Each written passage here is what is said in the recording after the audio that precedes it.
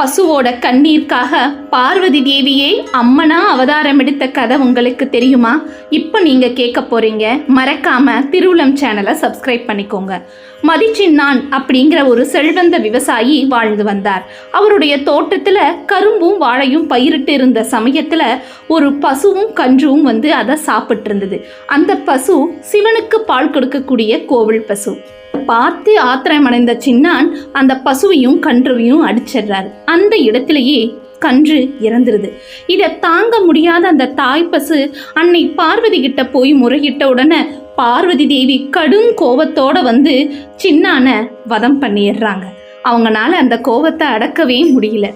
அந்த இடத்திலேயே பட்டத்து அரசி அம்மனாவும் வீற்றிடுறாங்க.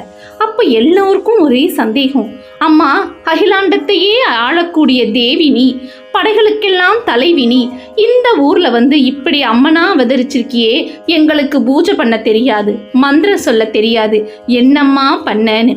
அப்போ அழகா காமாட்சி அம்மன் பட்டத்தரசி அம்மனா மாறி பதில் சொல்றாங்க, மந்திரமும் வேணாம் தந்திரமும் வேணாம்ப்பா, உங்களுடைய தூய்மையான பக்தி மட்டும் போதும், ஏன்னா வேற எதையும் கேட்கல அப்படின்னு. என்ன ஒரு அன்பான தாய் பார்த்தீங்களா? பரிபூர்ண சரணாகதி அப்படிங்கிற வார்த்தைக்கு அர்த்தமே அந்த பசு நமக்கு விளக்கமாக சொல்லியிருக்கு இல்லையா?